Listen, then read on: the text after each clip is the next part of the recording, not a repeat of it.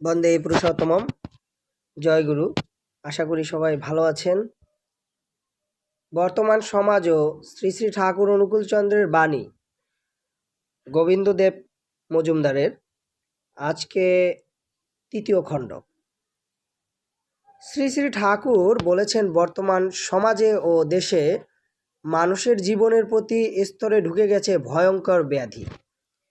এত জরাজীর্ণ ব্যাধিগ্রস্ত জীবনকে ঢেলে সাজাতে গেলে কঠিন চিকিৎসার দরকার।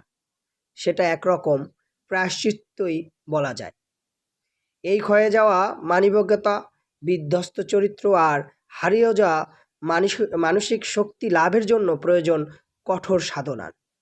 সেই সাধনা পুষ্পাঞ্জলিত মন্ত্র পাঠ এবং পশিবলিতে সার্থক হবে না। সর্বপ্রথম গ্রহণ করতে হবে জীবন্ত আদর্শকে, তার চলা বলা, আচার আচরণ, অভ্যাস আর অধ্যবসায়ের প্রতিদিন কঠোর সংযম আর সাধনার সঙ্গে অনুসরণ করতে হবে।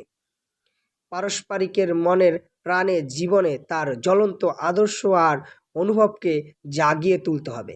মনে রাখতে হবে, সত্যম শিবং সুন্দরম প্রতিষ্ঠায় শ্রী চৈতন্যদেবকে জগাই মাধায়ের হাতে হতে হয়েছিল নিগৃহীত, আর ভগবান যীশুখ্রিস্টকে হয়েছিল ক্রুশবিদ্ধ। তাই সমাজে নিজ আদর্শ আর ইষ্টের প্রতিষ্ঠা এত সহজ ব্যাপার নয়। সমস্ত বাধা বিপত্তি অতিক্রম করে তাকে ঘরে ঘরে পৌঁছে দেওয়া, মানুষের হৃদয় আর মস্তিষ্কে তার আসন পেতে দেওয়া ভয়ঙ্কর কঠিন কাজ।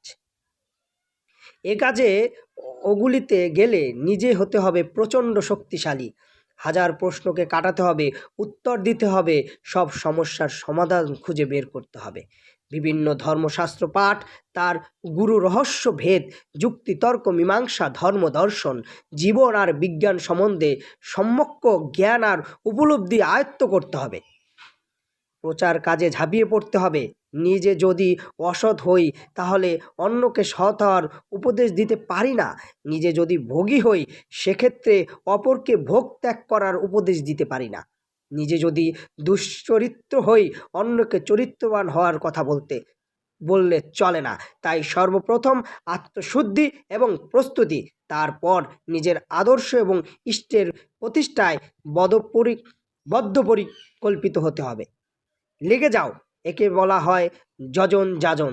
শ্রী শ্রী ঠাকুর বলেছেন, যজন যাজন ইষ্টভীতি করলে কাটে মহাভীতি।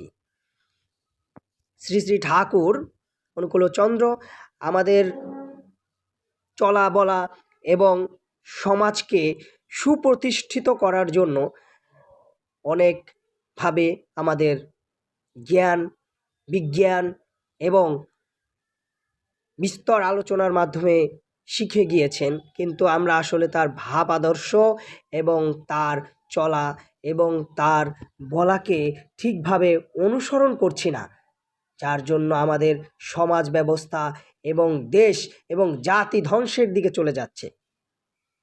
এরই মাধ্যমে বোঝা যাচ্ছে যে আমরা এই মানবকুল এবং মানব জাতি যদি তার ভাব আদর্শে এবং তার পথকে অনুসরণ না করি, প্রয়াসেই আমরা দুষ্কৃত এবং ধ্বংসের দিকে চলে যাচ্ছি। সবাই ভালো থাকবেন। আজ এ পর্যন্তই। জয় গুরু।